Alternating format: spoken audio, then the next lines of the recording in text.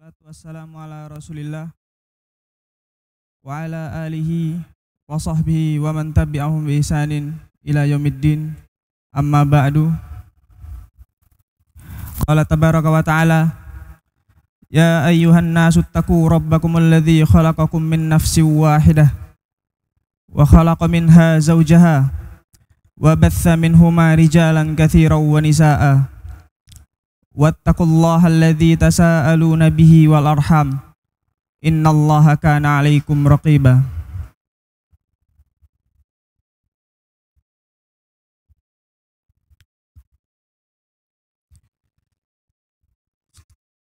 Alhamdulillah, puja dan puji syukur kita panjatkan kepada Allah Subhanahu wa taala sehingga kita semua pada pagi hari ini yang cerah ini alhamdulillah bisa dikumpulkan di masjid kita yang kita muliakan ini, yaitu Masjid Jami'. Kemudian tidak lupa salawat serta salam kita panjatkan kepada junjungan kita Baginda Muhammad sallallahu alaihi wasallam dan juga kepada keluarganya, sahabat-sahabatnya dan orang-orang yang memegang teguh ajarannya hingga yaumul akhir kelak.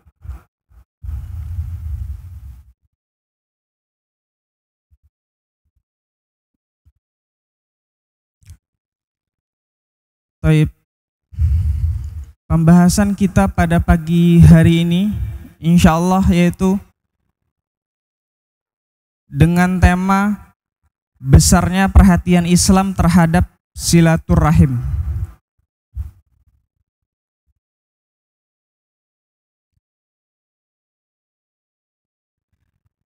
Silaturahim sudah maklum insyaallah ya Bapak-bapak ya, artinya ya. Silaturahim ini asal katanya dari bahasa Arab atau yang biasa disebut oleh orang Indonesia silaturahmi.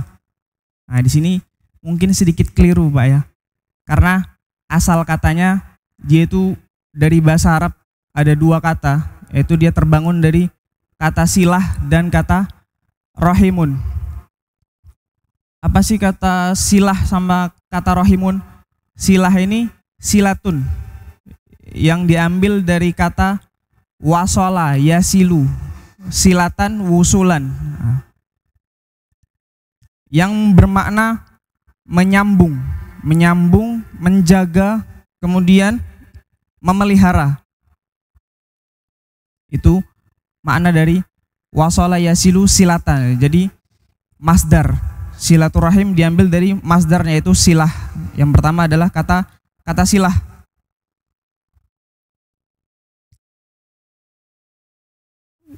Juga wasola yasilu ini cabangnya adalah sholat yang biasa kita kerjakan 5 kali sehari gitu ya. Itu sama kan, shola dari huruf sod dan huruf lam, tapi sedikit berbeda. Shola yusolli yang artinya sholat, bimana sholat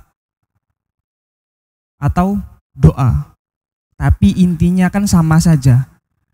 Sholat yaitu apa? Ketika kita berdoa sama saja kita sedang menjaga koneksi kita dengan Allah Subhanahu wa taala. Kita sedang terhubung dengan Allah Subhanahu wa taala. Begitu tujuan dari sholat tadi. Kemudian yang kedua, yaitu kata yang kedua, yaitu apa? Kata rahimun. Rahimun artinya ini kasih sayang. Contohnya ada di dalam Bismillahirrahmanirrahim. Itu asal katanya itu sama.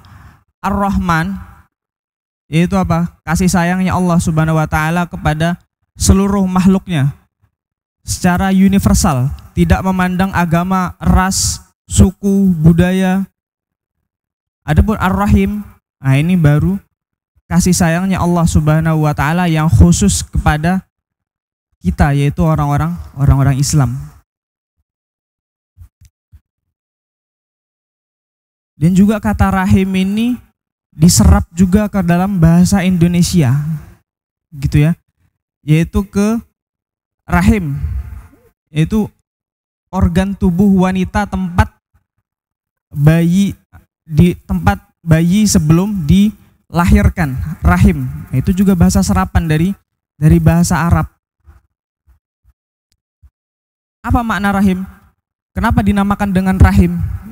Wallahu ta'ala alam. Mungkin karena ketika seorang bayi ada di dalam rahim seorang ibu, disitulah waktu bagi ibu mencurahkan segala kasih sayangnya kepada si anak bayi tersebut, si janin tersebut. Kenapa? Karena ya harus dijaga, geraknya harus hati-hati, makannya harus hati-hati, begitu ya. Mau gerak tidur ke kanan susah, mau baring ke kiri susah. Nah, maka rahim itu diserap menjadi ke bahasa Indonesia, itu tempat adanya janin. Kenapa? Karena tadi ketika seorang bayi masih di dalam janin, itu seorang ibu akan mencurahkan segala kasih sayangnya kepada si janin tersebut. Jadi kalau digabungkan, yang betul sebenarnya adalah silaturahim, silaturahim, bukan silaturahmi, gitu ya. Walaupun sudah diserap tapi mengalami perubahan oleh bahasa Indonesia kita sendiri, gitu ya. Kayaknya bahasa Indonesia ini kekurangan bahasa ya Pak ya. Jadi bahasa Arab itu diserap, bahasa Arab diserap, ya kan, silaturahim. Tapi lidah orang Indonesia sudah terbiasa dengan silaturahmi. Nah, sini kita benarkan. Yang benar adalah silaturahim. Yaitu apa silaturahim?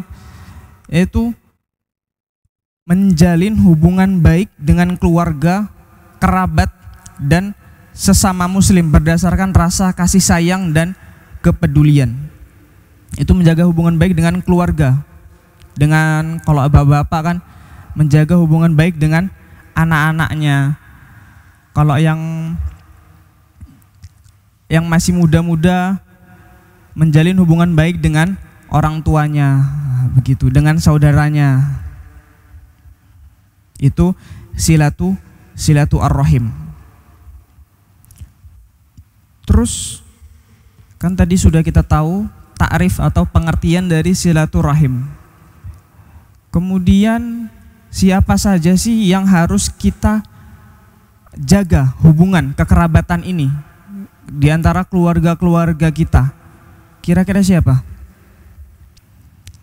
Tentunya yang paling utama adalah keluarga yang masih satu rahim dengan kita, dengan ibu kita.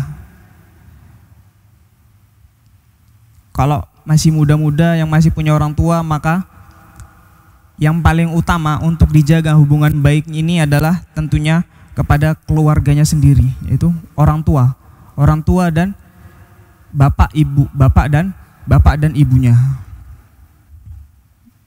Itu yang paling utama, yaitu orang yang memiliki hubungan mahram, orang yang memiliki hubungan mahram dengan kita. Mahram itu apa? Mahram ini juga orang Indonesia kadang keliru menyebutnya. Itu kalau orang Indonesia biasanya yang kenalnya dengan muhrim, gitu ya. Bahasa Arab diserap menjadi bahasa Indonesia, tapi serapannya ini keliru sedikit, gitu ya Pak ya. Keliru A sama I-nya. Jadi diserapnya muhrim padahal asal katanya yang dimaksud di situ adalah mahram. Beda nggak artinya? Beda. Kalau muhrim artinya orang yang berihram, orang yang mau melaksanakan haji, orang yang mau melaksanakan umroh, orang yang pakai kain-kain putih, nah itu muhrim. Seharusnya adalah mahram yang benar. Mahram, siapa sih mahram itu Pak? Mahram itu adalah orang-orang yang haram kita nikahi. Ibu, bapak, dan ke atas, yaitu nenek, terus bibi, terus bibi dari bapak, bibi dari ibu, terus saudaranya nenek. Nah itu kan, itu mahram yang kita diharamkan untuk menikahi mereka. Terus yang ke bawah yaitu anak kita sendiri, yaitu keponakan, kemudian saudara perempuan. Nah, itu yang haram dinikahi, itu mahram tadi. Maka kepada orang-orang ini yang paling utama yang harus lebih kita jaga hubungan kekerabatan ini. Karena tentunya mereka adalah saudara terdekat kita yang paling tahu kita itu sifatnya bagaimana sih. Nah, begitu. Terus siapa yang paling utama antara bapak sama ibu untuk kita jalin hubungan kekerabatan ini kira-kira? Yang paling utama insya Allah itu adalah ibu. Kenapa? Karena ada seorang sahabat yang menanyakan kepada Nabi Muhammad SAW. Sahabat ini menanyakan, ya Rasulullah, man abir? Siapa yang orang yang paling berhak untuk aku curahkan perbuatan baikku kepadanya? Kemudian dijawab sama Nabi Muhammad SAW, ibumu. Katanya ummuk. Kemudian ditanyakan sama sahabat, summaman, siapa lagi wahai Rasulullah? Ibumu. Kemudian sahabat nanya lagi, summaman, ummuk. Lagi-lagi Rasulullah menjawab, ibumu. Kemudian ditanya lagi sama sahabat, summaman, summa abuka. Baru setelah ibu 3 kali, bapak baru disebutkan, dan itu cuman sekali, begitu ya. Jadi yang paling utama insya Allah subhanahu wa ta'ala, yang paling harus kita jaga hubungannya dengan kerabat itu adalah ibu kita sendiri. Kemudian baru ke bapak. Nah, ini untuk dalam hubungan baik saja. Tapi kalau perintah, gitu ya. Kalau perintah misalkan bapak memerintahkan sesuatu, ibu memerintahkan sesuatu, maka mana yang paling utama untuk kita taati perintahnya? Baru bapak kalau perintah. Tapi kalau untuk perbuatan baik kita pengen memberi, ya, kita pengen memuliakan, nah itu yang paling wajib adalah ibu sendiri. Tapi kalau perintah, nah itu berbeda. Maka kalau perintah itu ke bapak yang paling kita utamakan untuk mentaati perintahnya.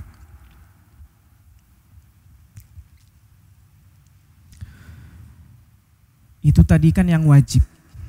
Nah, para ulama berbeda pendapat. Apakah kita tetap menjalin tali silaturahim dengan orang-orang yang selain mahram kita? Siapa yang selain mahram? Ya tetangga, atau yang masih dalam hubungan saudara, yaitu sepupu, ya sepupu. Nah itu kan non mahram, boleh kita nikahi. Apakah tetap harus kita jalin silaturahim dengan sepupu kita tersebut? Maka insya Allah pendapatnya yang paling kuat adalah para ulama tetap menganjurkan menjalin hubungan silaturahim dengan sepupu kita, gitu ya. Akan tetapi ada beberapa hal yang harus diperhatikan, yaitu tetap menjaga batasan. Jangan mudah-mudahan untuk interaksi kulit, interaksi badan, bersentuhan dengan lawan jenis. Kalau sepupu kita cewek, ya jangan kita salaman gitu kan. Jangan kita salaman. Kenapa? Karena sepupu ini mahram, non mahram, yang tidak haram kita nikahi, boleh kita nikahi. Maka memegangnya itu adalah perbuatan dosa.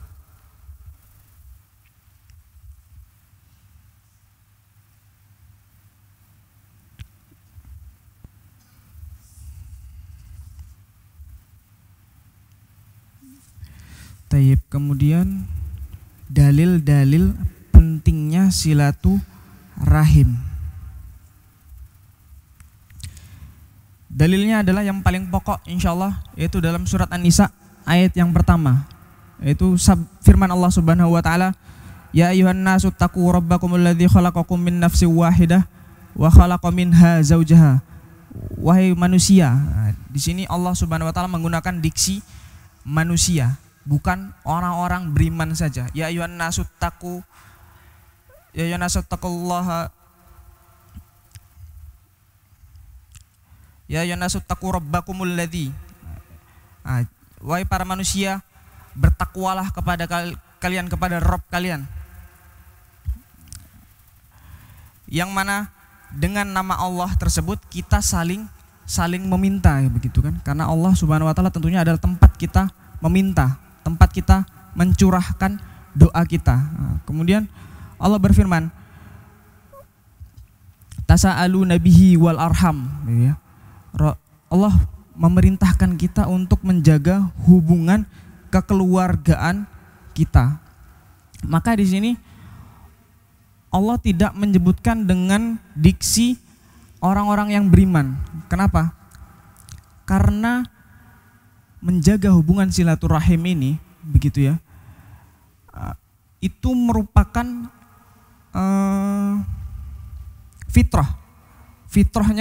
fitrahnya manusia. Mau dia muslim, mau dia kafir, mau dia orang Jawa, mau dia orang non Jawa, tentunya dia sudah difitrahkan untuk senang, untuk suka berinteraksi dan menyambung tali kekeluargaan tersebut dan menjaga tali kekeluargaan tersebut tadi, begitu ya.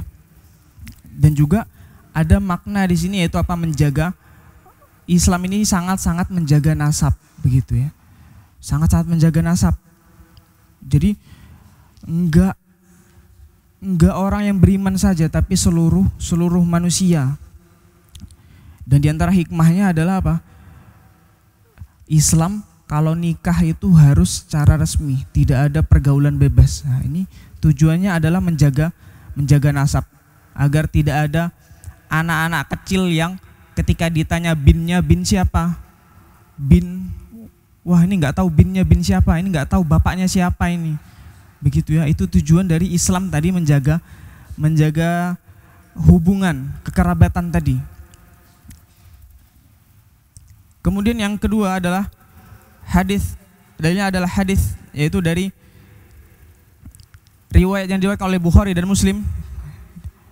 Nabi SAW bersabda, man kana yu'minu billahi wal yaumil akhir falyasil rahimahu. Maka barang siapa yang dia itu beriman kepada Allah Subhanahu wa taala dan hari akhir, maka apa? Nabi menganjurkan kita untuk menjaga tali silaturahim kita. Kemudian ada lagi hadisnya, diriwayatkan oleh Bukhari dan Muslim. Man sarrahu ayyun sa'alahu fi ayyubsatalahu fi rizqihi wa yun sa'alahu fi atharihi falyasil rahimahu. Maka barang siapa orang-orang yang ingin rezekinya diluaskan, gitu ya. Orang yang ingin diluaskan rezekinya, kemudian dipanjangkan umurnya, maka hendaknya dia menyambung tali silaturahimnya. Kok bisa dengan silaturahim kita menjaga, diperbanyak rezekinya, diluaskan rezekinya? Kalau bapak-bapak yang punya anak, yang anaknya udah gede-gede, yang anak-anaknya udah sukses, ketika anaknya pulang dari balik ke kampung halaman gitu, anaknya merantau keluar daerah, ketika pulang lagi ke daerahnya masing-masing begitu ya, ketika momentum itu Idul Fitri besok biasanya, begitu kan, maka orang-orang tua tentunya akan apa? Mendapatkan curahan rezeki, betul tidak? Mendapat curahan rezeki dari anak-anaknya, begitu kan? Nah, maka ketika kita menjaga silaturahim, maka kita akan diluaskan rezekinya, begitu. Kemudian dipanjangkan umurnya. Tapi ini apakah betul umur kita betulan dipanjangkan? Yang awalnya jatahnya 60 menjadi ditambah karena kita sering menjaga tali silaturahim, sering menjalin hubungan kekerabatan, umur kita akan ditambah menjadi 65 tahun misalkan. Oh, tentu tidak. Yang disebutkan oleh para ulama, ketika kita menjalin hubungan silaturahim, umur kita yang awalnya pada catatan malaikat yaitu berjumlah 55 tahun misalkan, 55 tahun. Maka ketika kita akan menyambungkan, kita berbuat menjaga tali silaturahim tadi, betul umur kita akan dipanjangkan. Yang di catatan malaikat tadi, yang awalnya di catatan malaikat itu 55 ditambah menjadi 60. Tapi yang di Lauhul Mahfud tetap 60. Jadi apa? Cuman ditambah peluangnya saja. Kalau kita sambung tali silaturahim kita, maka ditambahkan 60-nya. Tapi kalau enggak ya tidak terambil jatah umur tersebut. Tapi ya kembali lagi, umur semuanya dikembalikan kepada Allah Subhanahu wa taala. Tidak ada orang yang mengetahui umurnya sampai berapa begitu kan. Itu adalah rahasia yang disimpan erat oleh Allah Subhanahu wa taala.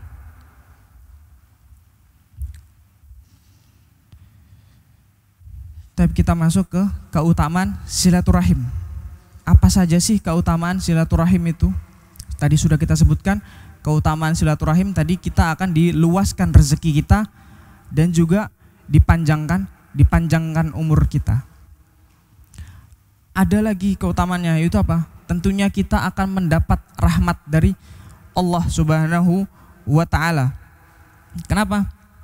Karena silaturahim ini adalah bentuk ketaatan begitu ya. Karena adalah bentuk ketaatan kepada Allah Subhanahu wa taala, maka tentunya dengan kita selalu menjaga diri kita dengan mengerjakan ketaatan kepada Allah, maka itu akan menambahkan rahmat Allah kepada kita. Dan umur kita akan selalu diberkahi oleh Allah Subhanahu wa taala. Nah, ini juga termasuk dengan wayun sa'alahu fi atharihi tadi begitu ya. Para ulama ada yang mentafsirkan bahwasanya dipanjangkan umurnya ini adalah di umurnya itu dia akan senantiasa dipenuhi dengan segala bentuk keberkahan. Nah, itu juga maksud dari wayun sa'alahu fi atharihi, dipanjangkan umurnya, dipenuhi dengan keberkahan, sehingga umurnya akan terasa panjang, dan dalam umurnya dia akan selalu senantiasa dipenuhi dengan amal-amal soleh begitu ya, sehingga apa? Memperbesar peluang dia untuk meraih surganya Allah Subhanahu wa taala. Kemudian silaturahim, faedah keutamaan dari silaturahim yang kedua adalah silaturahim dapat mendatangkan kebahagiaan dan kedamaian.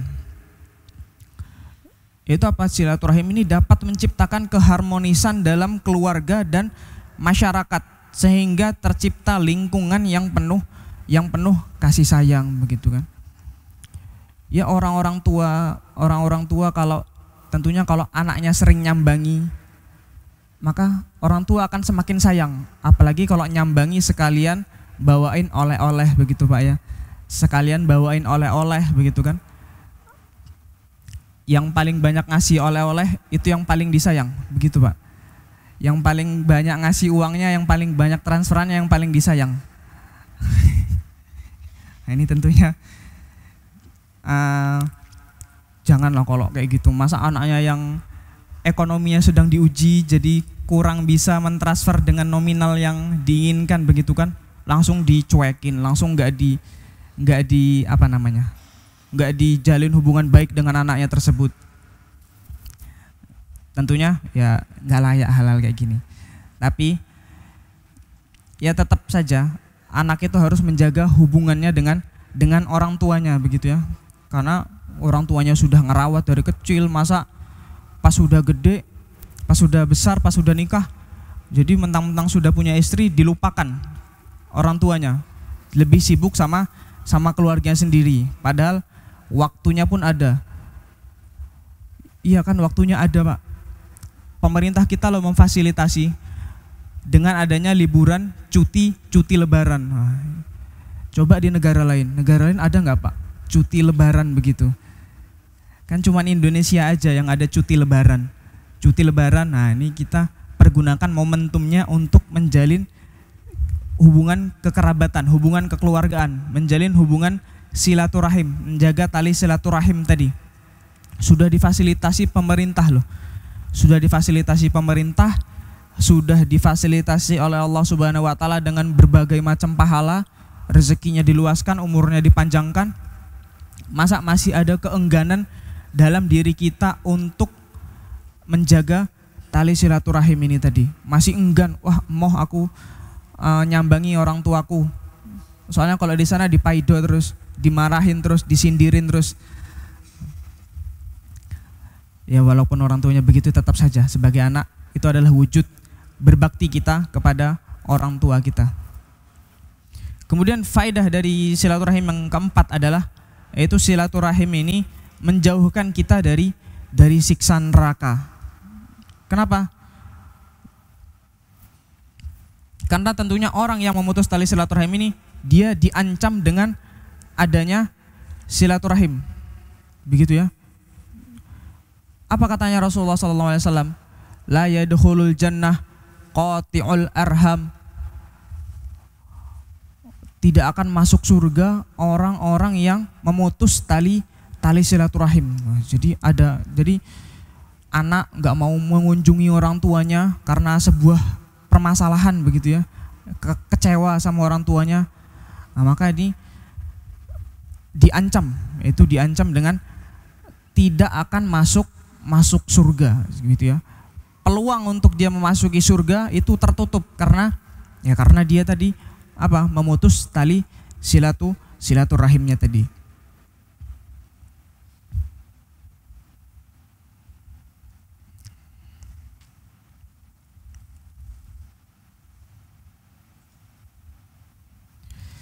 Tapi kemudian kita masuk ke bagian yang keempat, yaitu praktik silaturahim dalam kehidupan kita.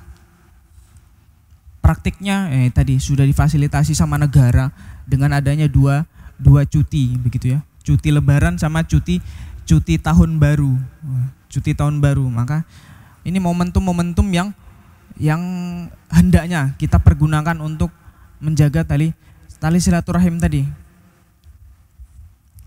Atau kalau yang rumahnya jauh di perantauan begitu ya, punya alasan, jadi dia punya alasan untuk tidak mengunjungi orang tua ya, untuk tidak menjaga tali silaturahimnya. Oh tidak, masih ada wasilah begitu ya, wasilah atau sarana untuk menjaga tali silaturahim tadi.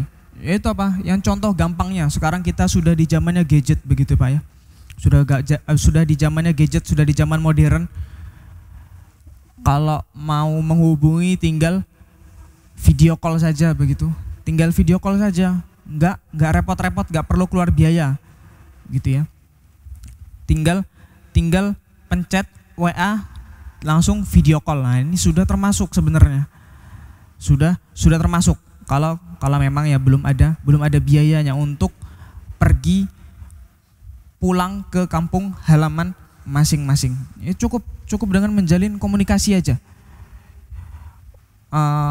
Orang tuanya ngechat ya jangan dicuekin begitu kan. Orang tuanya ngechat jangan dicuekin, ngechat langsung dibalas telepon begitu ya. Langsung dibalas telepon. Kalau orang tuanya ngechat dibalas dengan telepon. Minta atau dengan ya jarak jauh sekarang ngirimin duit juga bisa jarak jauh. Ini juga termasuk menjaga hubungan baik dengan keluarga, dengan orang tua. Kemudian yang kedua, wasilah, itu ya, bentuk kita, cara kita mempraktikkan silaturahim dalam kehidupan kita sehari-hari, yaitu apa? Dengan memberikan bantuan, yaitu memberikan bantuan kepada orang-orang yang memiliki hubungan kekerabatan dengan kita. Nah, bantuan ini bisa dua hal. Bisa bantuan materi, bisa bantuan non materi. Bantuan materi gimana? Ya, bantuan materi ya tinggal transfer tadi Pak ya. Transfer. Nah, ini materi. Tapi kalau yang non materi gimana? Non materi ini bisa secara moral, bisa ilmu pengetahuan begitu Pak ya. Misalkan bapak ini punya keponakan. Keponakan ini kalau dinasihatin sama orang tuanya sendiri nggak bisa kalau dinasihatin sama orang tuanya. Nah, maka bapak-bapak bisa memberikan bantuan non materi di sini, non materi, yaitu bukan harta tapi apa, dalam bentuk moral, pesan moral, diberikan ilmu begitu ya, diajari agar supaya anak ini nggak bandel lagi. Maka ini juga kewajiban bagi bapak-bapak yang sudah punya keponakan, atau ada bapak-bapak yang satu saudara itu banyak. Nah, ada satu saudara yang agak nakal, agak bandel. Nah, begitu. Maka di sini bisa kita praktekkan, yaitu apa? Praktek silaturahim kita, yaitu apa? Dengan memberikan bantuan non materi, atau juga dengan menunjukkan kepedulian kita, yaitu apa? Dengan kita memberikan hadiah kepada saudara kita tadi, nah, gitu ya. Lebaran ngasih hadiah, ngasih parcel begitu Pak ya.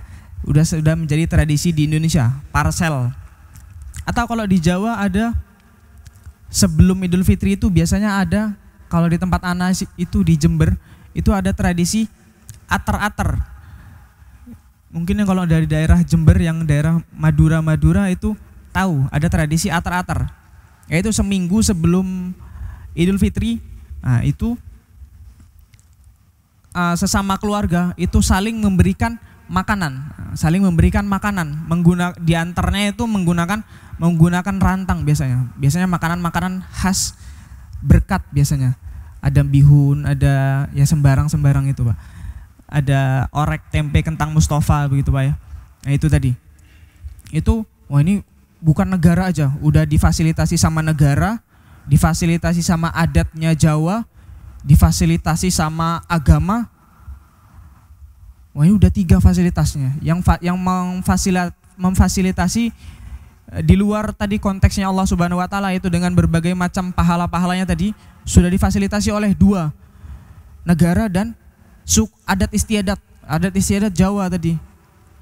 Maka tentunya fasilitasnya yang memfasilitasinya sudah ada 2, ini tentu adalah bentuk peringatan atas pentingnya kita menjaga tali silaturahim kita tadi. Ada 2 kalau di Jawa tadi, ater-ater seminggu sebelum Idul Fitri biasanya, kemudian seminggu setelah Idul Fitri, yaitu apa? Lebaran ketupat Pak ya. Lebaran ketupat biasanya. Nah itu kalau secara nilai moralnya itu tadi adat kita ini sudah memfasilitasi. Maka ada sebuah kaidah dalam fikih begitu Pak ya. Al-adah muhakamah, yaitu adat istiadat kita itu dijadikan hukum juga begitu Pak ya. Wah ini adat istiadat kita sudah menjadikan tradisi, yaitu antar-antar, maka ini bisa kita ambil hukum, bisa kita tekankan lagi untuk memperbuat, yaitu menjaga tradisi ater-ater ini, karena tentunya bentuknya adalah kebaikan begitu Pak ya.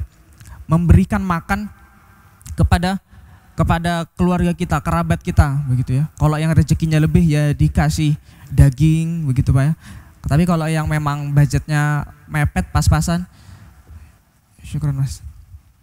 Ya sekedarnya saja. Yang penting apa? Yang penting tradisi ini tetap terjaga. Nah, karena ada nilai-nilainya, yaitu apa? Nilai menjaga tali kekeluargaan, menjaga tali silaturahim. Kemudian cara kita menjaga tali silaturahim ini yang keempat adalah dengan menghadiri acara-acara keluarga yang diadakan oleh kerabat-kerabat kita. Contohnya apa? Contohnya walimah begitu ya. Saudara kita punya gawe, bisa kita bantu, atau memang kalau kita nggak mampu ya setidaknya kita sempatkan waktu kita untuk kita hadiri undangan tersebut. Dan juga itu juga termasuk ke dalam apa? Hak seorang muslim atas muslim yang lainnya yang wajib dipenuhi, yaitu hakul muslim alal muslim situn. Hak seorang muslim atas muslim yang lainnya itu ada 6. Yang diantaranya salah satunya adalah apabila kita diundang untuk sebuah acara, maka kita wajib menghadiri undangan tersebut. Tapi tentunya yang wajib diperhatikan lagi adalah selama undangan-undangan ini tidak berkaitan dengan suatu hal-hal yang diharamkan oleh Allah Subhanahu wa taala. Kalau walimahannya ada musik-musiknya, misalkan musik dangdut diputar dangdut biasanya Pak ya. Kalau di Jawa horak son horak itu Pak ya, diputar-putar itu. Bagaimana kita mengakalinya?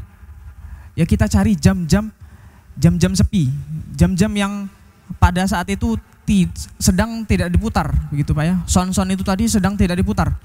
Nah, kita cari jam-jam itu tadi, menghindari dosa tadi, menghindari kemungkaran yang ada di dalam acara tersebut. Itu contohnya kalau dalam walimah. Atau kita menghadiri acara duka, misalkan ada saudara kita yang meninggal, maka ya tentunya ini termasuk juga hak seorang muslim atas muslim yang lainnya gitu ya. Ini seorang muslim secara umum, ini adalah hal yang wajib tadi. Hal yang wajib mengantarkan apabila ada saudara tetangga kita yang sudah meninggal, maka kewajiban kita sebagai saudara ataupun kewajiban kita sebagai tetangga, kehidupan bermasyarakat begitu ya. Nah, maka kita mandikan dia, kita sholati dia, kita antar dia sampai ke liang lahatnya.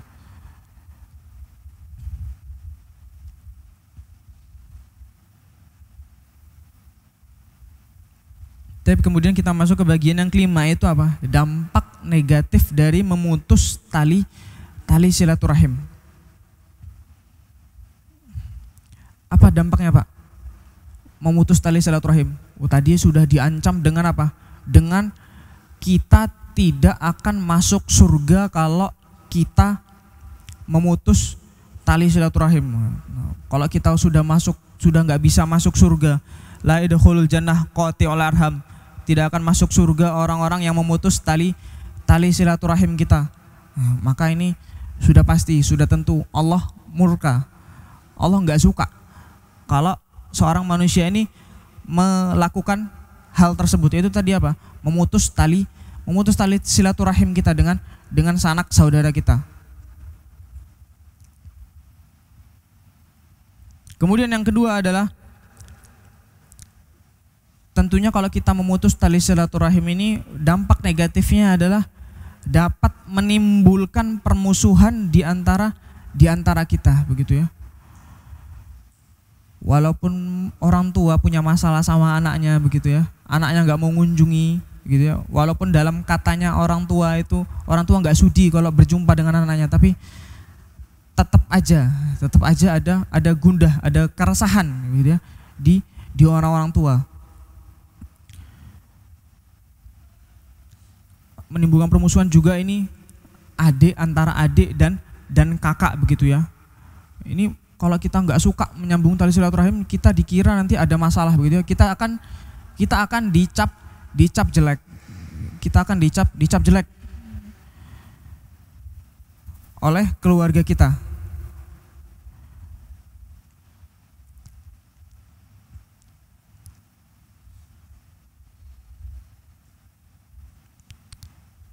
Ini juga yang terkadang santri-santri ini kurang memperhatikan ini Pak ya. Santri biasanya kalau sudah belajar ilmu agama begitu Pak ya, atau pas pulang mondok begitu ya Pak ya. Pas pulang mondok biasanya mereka ini ngerasa dirinya eksklusif begitu Pak ya. Ngerasa waktunya eksklusif. Nah, mungkin ini bisa diperhatikan oleh bapak-bapak yang punya anak, yang anaknya mondok, nah begitu.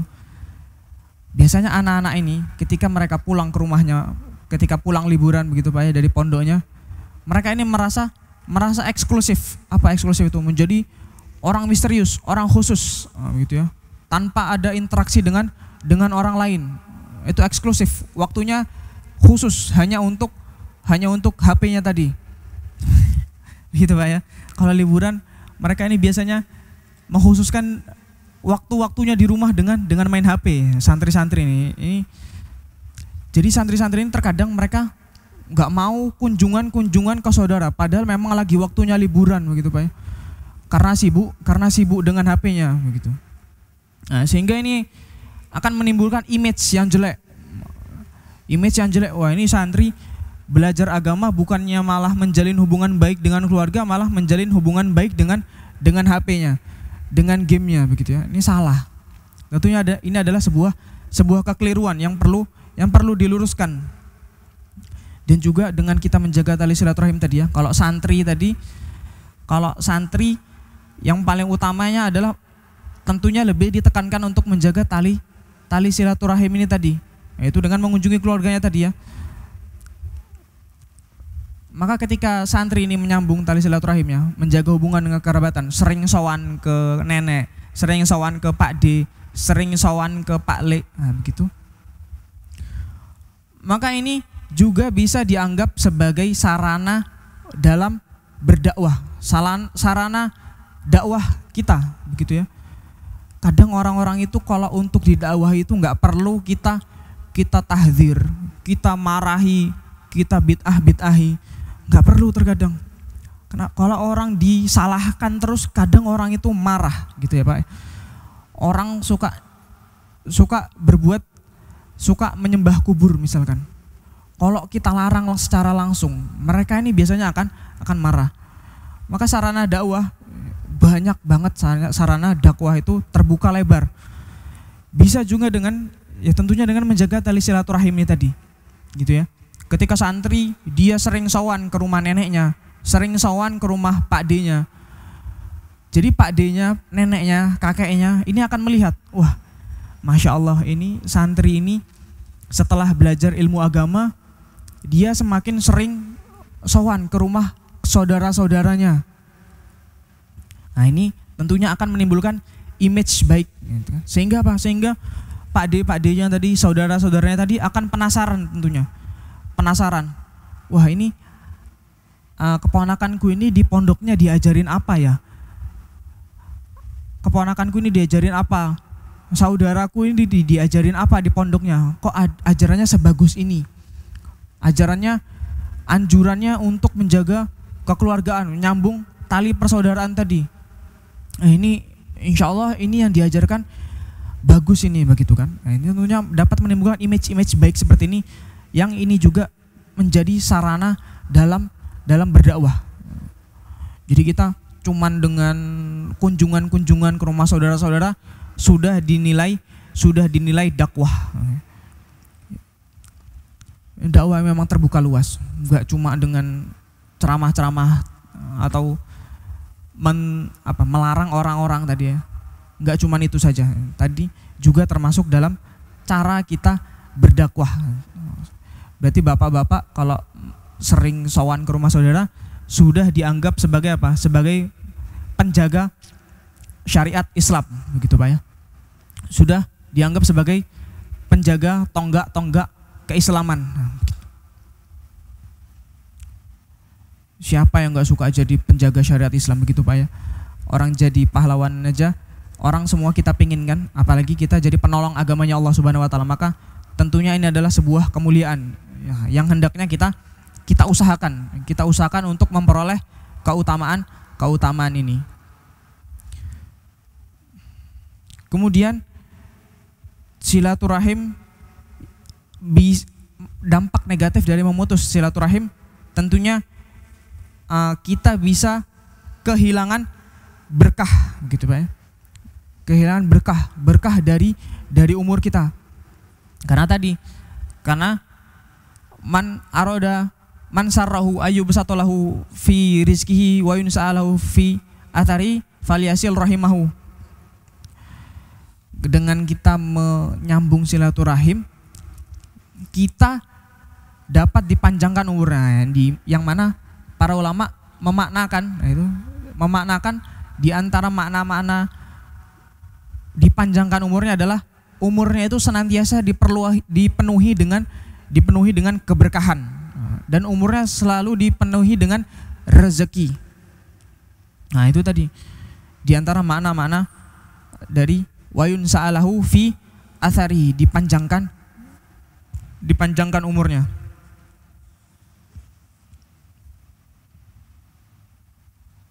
Ini juga sebagaimana dalam firman Allah Subhanahu wa taala, fa hal asaytum in tawallaitum an tufsidu fil ardi wa tuqatti'u arhamakum.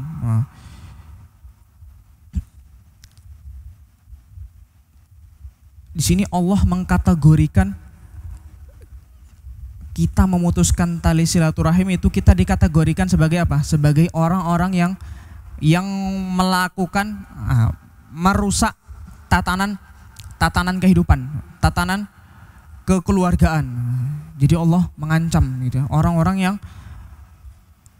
yang memutus tali silaturahim tadi, mereka ini termasuk orang-orang yang merusak, ya begitu ya, merusak fitrah baik, gitu ya, membuat kerusakan di muka bumi. Berarti orang-orang yang memutus tali silaturahim ini sama dengan siapa, Pak? Sama dengan Firaun. Ya nggak sampai dalam tarafnya Firaun, tapi intinya adalah orang-orang yang memutus tali silaturahim ini tentunya dia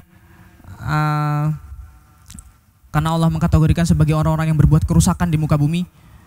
Begitu maka tentunya ini menunjukkan pentingnya dari kita menjaga tali silaturahim tadi.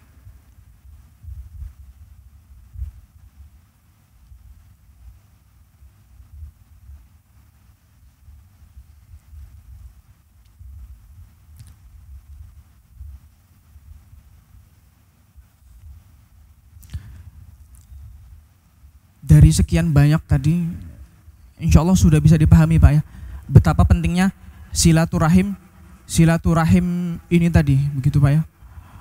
Wah, Rasulullah menyebutkan larangan-larangan, menyebutkan dosa-dosa dari ancaman-ancaman apabila kita memutuskan tali silaturahim kita tadi. Makanya di sini ini sudah menunjukkan betapa pentingnya kita menjaga tali silaturahim ini tadi. Tapi ada beberapa pengecualian. Pengecualiannya gimana Pak? Yang disebutkan oleh Syekh Sofiyur Rahman Al-Mubarakfuri dalam Sirah Nabawiyah, begitu Pak ya. Dalam Sirah Nabawiyah disebutkan bahwasanya Rasulullah dan para sahabatnya ketika mereka melaksanakan perang Badar. Perang Badar kan ngelawan orang-orang Mekah, orang-orang kafir Quraisy. Orang-orang kafir Quraisy ini notabene-nya mereka ini masih saudara-saudaranya kaum muslimin, saudara-saudaranya para sahabat, saudara-saudaranya Nabi Muhammad Shallallahu Alaihi Wasallam. Maka dalam kondisi ini, begitu Pak ya, dalam kondisi peperangan, apalagi peperangannya kalau berkaitan dengan agama, begitu Pak ya. Disebutkan di sini oleh Syekh Sofiyur Rahman bahwasanya Nabi Muhammad SAW ketika melaksanakan perang Badar ini, maka Nabi sebelum perang ini Nabi menganggap bahwasanya apa? Bahwasanya musuh kita besok ini itu adalah kita putuskan dulu hubungan tali silaturahim kita agar kita tega.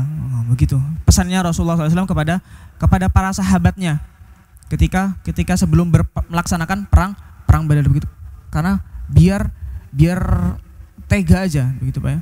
Karena kalau masih menganggap saudara, tiba-tiba pas perang ketemu, wah ini bapakku, kok aku perang sama bapakku. Makanya Nabi Muhammad SAW menyampaikan pesan ini terlebih dahulu. Kita anggap dulu bahwasanya kita ini putus, nggak ada hubungan keluarga dengan kaum kafir Quraisy sementara saja.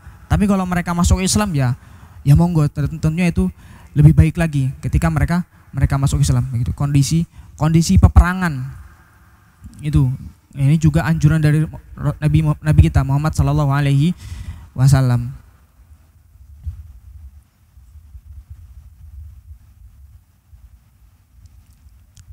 Berarti kalau ada saudara kita yang kafir, kita nggak usah menjalin silaturahim, begitu Pak, sama saudara kita kafir. Misalkan saudara kita beda agama, kalau orang-orang sekarang nggak mau mereka disebut kafir, begitu Pak ya. Kenapa? Karena kalau kafir ini kan berarti kita sedang menistakan orang lain, nggak boleh orang disebut kafir. Nah, kita sebut apa? Non muslim, begitu Pak ya. Misalkan kita punya saudara non muslim, apakah kita nggak, wah ini orang non muslim nih, gak usah kita jalin silaturahim, gak usah kita jaga hubungan kekeluargaan kita dengan mereka ini. Gimana Pak? Insya Allah tetap dijaga hubungan apabila kita mempunyai sanak saudara kerabat walaupun mereka beragama non muslim, beragama non Islam, di luar agama mereka, di luar Islam. Mengapa seperti itu? Tentunya ini tadi berkaitan dengan sebagai bentuk dakwah kita,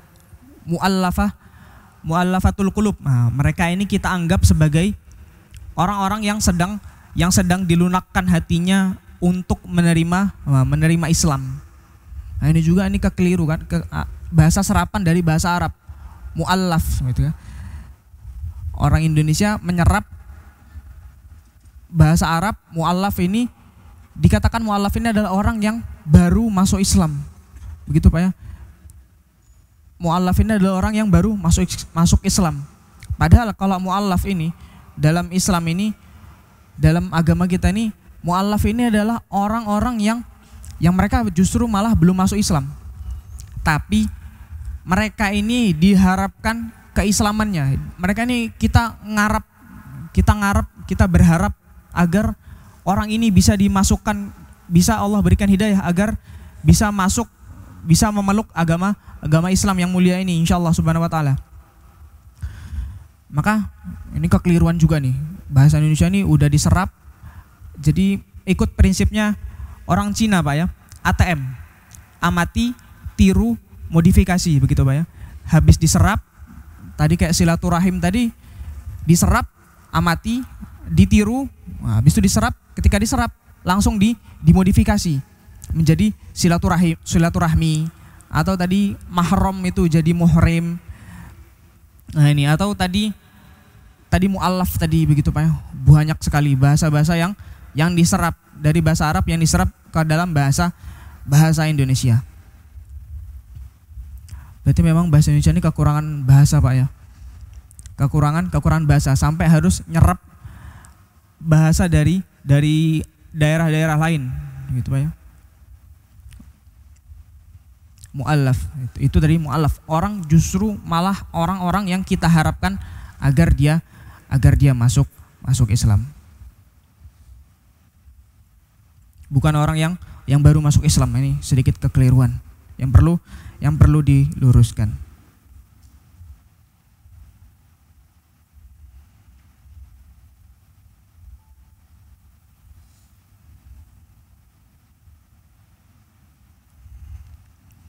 Kesimpulannya adalah berarti silaturahim ini merupakan ajaran Islam yang sangat-sangat mulia. Kenapa? Keutamanya banyak. Keutamanya dipanjangkan umurnya, diluaskan rezekinya. Begitu ya. Ini menunjukkan bahwasanya Islam ini sangat-sangat memperhatikan detail kecil dalam syariatnya, begitu Pak ya. Oh, Islam ini sangat-sangat detail. Saking detailnya sampai urusan cebok aja itu dibahas, begitu Pak ya. Urusan cebok aja dibahas.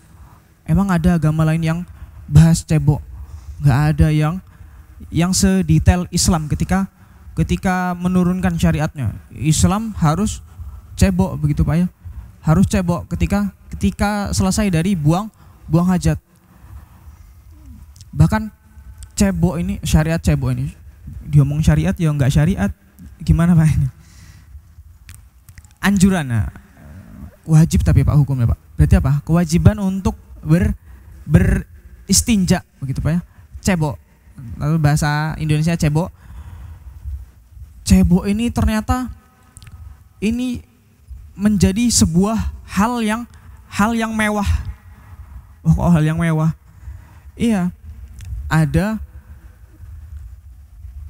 ini ceritanya insya Allah sudah populer Pak ya. Ada seorang ibu-ibu tukang laundry. Kalau di luar negeri kan rumah-rumah itu apartemen Pak ya. Nggak ada rumah-rumah perkampungan gini, nggak ada. Mereka rumahnya gedung-gedung di apartemen. Nah, di apartemen ini ada seorang ibu-ibu yang kerjanya nyuciin baju orang satu apartemen. Jadi kalau ketika ibu-ibu ini nyuciin baju orang-orang sa-apartemen ini, sudah menjadi kewajibannya adalah nyucinya itu pakai masker. Ada bapak yang jaga laundry ya. Bapak yang jaga laundry, nah, anggapannya bapak yang jaga laundry itu, nah, ketika bapak yang jaga laundry itu nyuci bajunya orang kafir, begitu Pak ya. Ibu-ibu ini ketika nyuciin bajunya orang kafir, sudah menjadi kebiasaannya ibu-ibu ini nyucinya pakai masker. Masker lapis 3 lapis. Kenapa? Ya karena di non-Islam itu nggak diajarkan untuk cebok, nggak dianjurkan untuk cebok. Makanya model-model kloset duduk ini sebetulnya kloset yang nggak nyunah gitu Pak ya. Kloset duduk, kloset duduk itu kloset yang nggak nyunah. Kenapa? Susah untuk cebok, begitu Pak ya. Ceboknya harus disemprot. Atau kalau orang luar negeri, ceboknya ya langsung dilap pakai tisu gitu aja Pak ya. Padahal ketika yang disyariatkan, yang diperintahkan oleh Nabi Muhammad SAW, ketika orang itu cebok harus pakai air. Bahkan airnya ini harus air yang mengalir. Dalam mazhab Hanafi, airnya harus mengalir. Jadi kalau cuman diseko, apa itu diseko? Diseko itu cuman tisu dibasahin terus dielap-lap, itu nggak sah istinjanya. Dalam mazhab Hanafi, Imam Abu Hanifah, nggak sah ceboknya. Maka ya tadi toilet duduk ini toilet yang nggak nyunah gitu Pak ya. Toilet yang nggak nyunah. Kenapa? Karena mempersulit kita untuk cebok. Tapi orang-orang Indonesia insya Allah sudah bersih-bersih Pak ya. Sudah bersih-bersih. Sudah menjadi hal yang wajib. Buang kotoran cebok, terus wajib mandi juga Pak ya. Ini agama Islam ini. Agama Islam ini sangat-sangat memperhatikan kebersihan gitu Pak ya. Sangat-sangat memperhatikan kebersihan. Adat istiadat mandi, wah, itu asalnya dari mana Pak? Asalnya dari Islam. Adat istiadat mandi, begitu Pak ya. Ajaran Islam itu mandi. Kok gitu? Karena kalau orang-orang barat zaman-zaman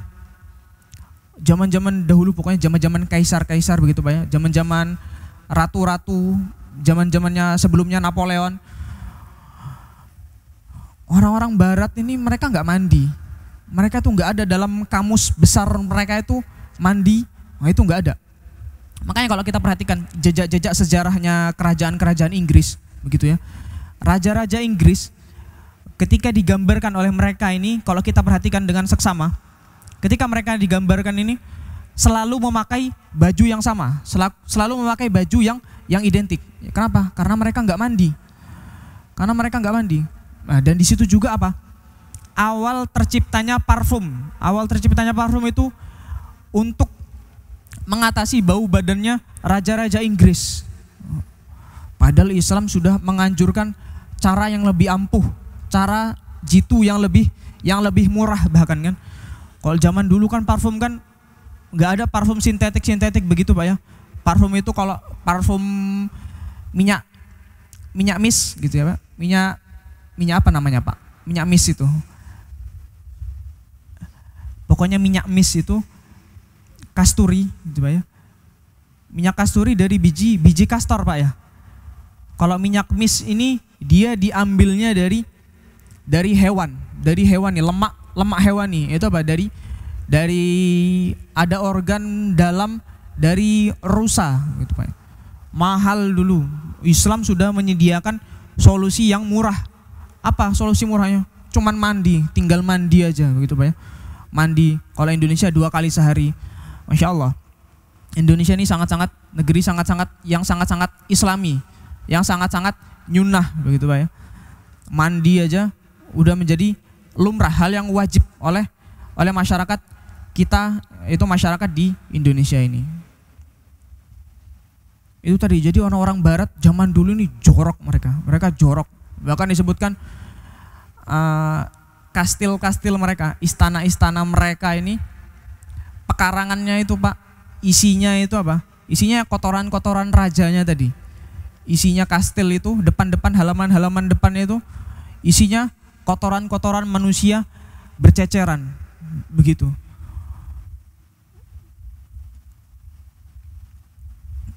Jadi yang dikatakan barat sebagai simbol kemajuan ternyata tidak juga. ternyata mereka ini juga, mereka tuh ketinggalan jauh zamannya. Nabi sudah menganjurkan mandi sudah dari tahun berapa Pak? 600 Masehi Pak ya. 500 sampai 600-an Masehi. Sedangkan orang-orang barat mereka tahun-tahun segitu belum mandi. Ini Masya Allah. Ternyata Islam ini adalah pemimpin peradaban, gitu Pak ya.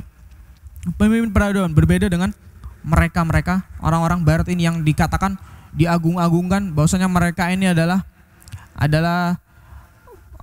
kiblat ilmu pengetahuan dan ilmu teknologi. Padahal enggak juga. Padahal Spanyol kalau kita perhatikan sejarahnya lagi, Spanyol ini dulunya dikuasai oleh Islam begitu ya. Dikuasai oleh Islam. Dulu Spanyol ini kalau sekarang namanya Cordoba. Dulu dalam Islam Eropa, Spanyol itu bukan Cordova, bukan Cordoba. Tapi apa? Tapi Kurtubah begitu Pak ya. Asal katanya dari Kurtubah. Kerajaan Islam berdiri tegak di sana. Zaman-zaman keemasan Islam pada saat itu, era Utsmani begitu Pak ya. Zaman-zaman Spanyol, Islam ternyata udah sampai Spanyol, udah sampai Turki, udah sampai Cina, sampai mana lagi Pak? Sampai pokoknya Islam zaman dulu berjaya sekali Pak ya. Tapi sekarang apa? Tapi sekarang hal yang ditakutkan oleh Nabi Muhammad SAW itu terjadi. Itu apa? Kaum muslimin banyak, tapi apa? Tapi seperti buih di lautan. Apa buih di lautan itu Pak? Buih di lautan ya mereka nggak punya pendirian. Selalu terombang-ambingkan. Selalu terombang-ambing ke sana kemari. Ngikut kiblatnya orang-orang barat sekarang. Padahal kalau zaman dulu gitu ya, segala cabang keilmuan itu dikuasai oleh Islam. Ilmu kedokteran dikuasai oleh siapa? Oleh Islam. Siapa yang terkenal? Ibnu Sina, jadi nama rumah sakit di Gresik. Ibnu Sina ini termasuk ahli kesehatan Islam pada saat itu, pada tahun-tahun segitu. Ini Ibnu Sina puncak ilmu kedokteran pada saat itu. Maka penting kiranya kita ini untuk menjaga kejayaan Islam tadi Pak ya. Menjaga kejayaan Islam dengan mengembalikan ilmu-ilmu pengetahuan kembali kepada pangkuan Islam tadi. Jadi ilmu kedokteran yang katanya digadang-gadang asalnya dari barat ternyata udah dikuasai duluan sama Ibnu Sina. Maka sebenarnya kalau bapak-bapak punya anak gitu ya, anaknya ini kalau dikatakan dalam ilmu agamanya ini kurang begitu Pak ya, bisa jadi anaknya ini mempunyai minat di bidang lain gitu Pak. Kenapa? Karena ilmu ini ya buahnya ilmu kan Pak. Dari ilmu kedokteran aja aslinya bisa kita apa? Caranya berdakwah juga. Maka tentunya ketika bapak melihat anak bapak ini punya anak, terus anaknya bapak ini kecenderungan dia untuk belajar agama ini sedikit kurang. Ya nggak apa-apa, tidak apa-apa. Kita dukung anaknya untuk menjadi orang yang diinginkan selama itu masih dalam koridor syariat, koridor syar'i, atau tidak selama anak-anaknya tadi tidak menerabas hal-hal yang diharamkan oleh Allah Subhanahu wa taala. Anaknya pengen jadi dokter, ya kita dukung anak-anaknya kalau mau jadi dokter. Karena dokter juga penting gitu kan, menjaga apa? Menjaga keberlangsungan hidup manusia. Ini tugas yang mulia tentunya. Jangan kita halangi kan, karena ya tadi jangan halangi mimpi seorang anak. Ya kalau yang memang dia itu kecenderungan bakatnya dia itu memang di agama, di ilmu fikih. Punya anak ilmu fikihnya mantap gitu Pak ya. Hafal dalil-dalil, hafal saoyot-oyote, perinciannya hafal saoyot-oyote, saakar-akarnya.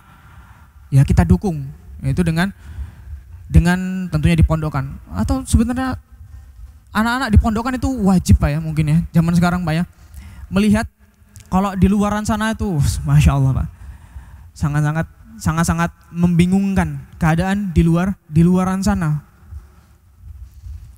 Betapa banyak berbagai macam berita yang kita peroleh gitu ya. Anak-anak masih SMP, dia ini sudah berbuat kriminal, sudah berbuat kriminal layaknya orang-orang dewasa begitu Pak ya. Yang baru-baru ini ditangkap yang di Nganjuk atau di Blitar itu Pak ya, rombongan pendekar silat ditangkap sama polisi. Ada berapa puluh orang begitu Pak ya, anak kurang tahu. Tapi ketika ditanyain, sampai umurnya berapa? 14 tahun Pak. 14 tahun kan umur, berarti masih umur SMP. Masih kelas 2 SMP. 2 SMP, ternyata ketika ditangkap, ditemukan apa? Botol miras bersama mereka itu. Kecil-kecil sudah minum minuman keras. Ini kan, naudzubillah ini.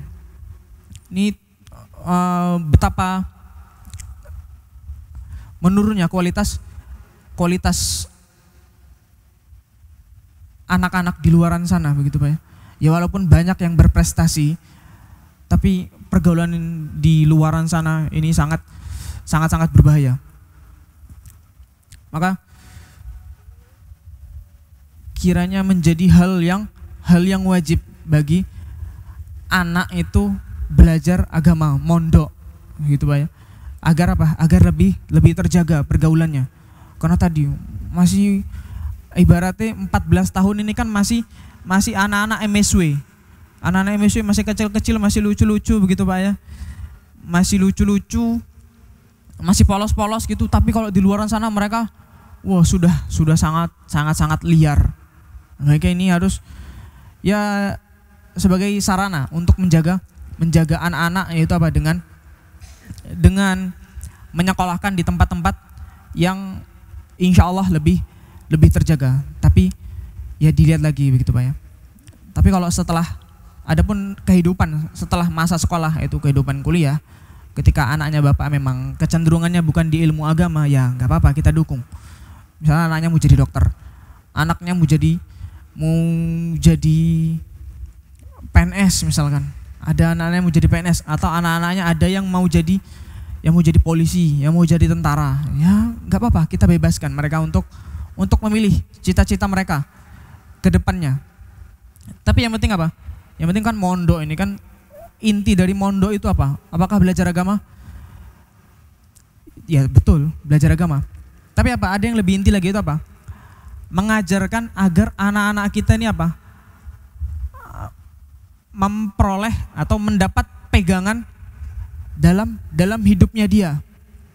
Mendapat pegangan dalam hidupnya dia. Jadi apa? Ketika dia di luar sana, dia tuh tetap terjaga, tetap dalam koridor-koridor syariat begitu Pak ya. Kalau di kampus-kampus luar begitu Pak ya, kerusakannya Masya Allah, kerusakannya, naudzubillah, kerusakannya di luaran sana. Maka mondok ya ini sebagai apa? Sebagai pembentukan, pendasaran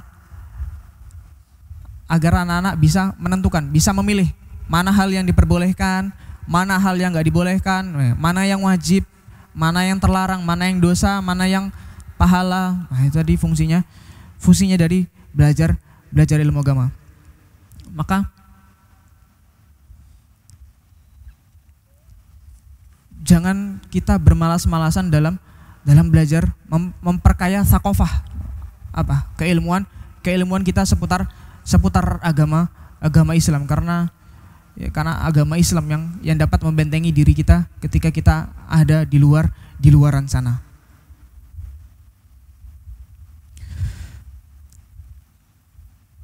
Taib, akhirul kalam.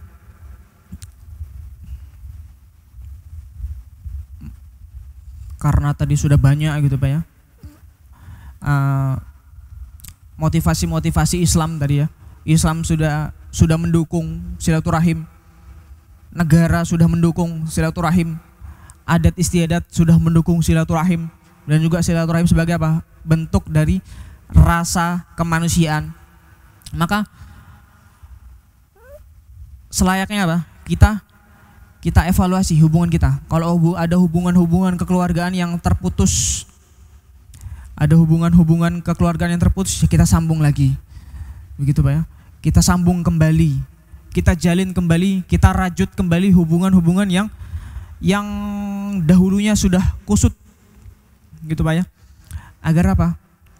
Agar kita ini tidak disangka sebagai orang-orang eksklusif, begitu Pak ya. Karena yang mengucilkan kita sebenarnya, begitu Pak ya, dalam memeluk agama dakwah ini, karena apa? Karena kita ngerasa bahwasanya kita ini eksklusif, kita ini berbeda dari orang lain. Maka salah satu cara untuk mengenalkan dakwahku loh kayak gini loh, dakwahku ini sebenarnya nggak ada loh yang kayak gitu-gitu. Ya, tentunya dengan mengajarkan, menginfokan, memberikan pengetahuan kepada saudara-saudara kita bahwasanya dakwah kita tuh bukan dakwah yang keras, karena dakwah kita kan dianggap sebagai dakwah yang keras, begitu Pak ya. Dianggap sebagai dakwah yang keras. Maka dengan perhatiannya Islam kepada dakwah kita ini, harusnya kita itu menjadi orang yang lebih lunak, ya, lebih tasamuh, lebih bisa mentoleransi. Nah, seharusnya kita menjadi orang-orang yang seperti itu. Sehingga apa? Sehingga kita tidak dikategorikan sebagai orang-orang yang eksklusif. Orang-orang yang eksklusif itu biasanya orang-orang yang nggak mau bergaul dengan orang lain, begitu kan? Karena kita ini ya sudah dicap sebagai itu. Maka kita perbaiki hubungan kita dengan tetangga, saudara-saudara, keluarga jauh, keluarga dekat, begitu Pak ya. Tapi tentunya sambil memperhatikan koridor syariat, yaitu apa? Tidak bermudah-mudahan dalam menyentuh lawan jenis yang bukan mahram. Nah, ini yang paling penting ini. Yang paling penting itu adalah ada hal-hal tersebut. Karena Nabi Muhammad SAW bersabda yang artinya, seandainya saja aku ditusuk dari ujung kepalaku menggunakan besi, itu lebih aku sukai daripada aku menyentuh wanita yang bukan mahram, gitu Pak ya. Larangannya sudah jelas. Ditusuk besi dari ujung kepala. Apa nggak meninggal orang, begitu Pak ya. Maka ini lebih disukai dibanding, kata Nabi, daripada menyentuh wanita-wanita yang bukan mahram kita, yang wanita-wanita ajam, wanita-wanita yang tidak mengapa untuk kita nikahi karena dosanya tadi Pak ya. Kalau ancamannya sebegitu seremnya, maka ini menunjukkan apa? Seberapa besar dosa yang akan diperoleh apabila orang-orang ini mengerjakan hal-hal tersebut.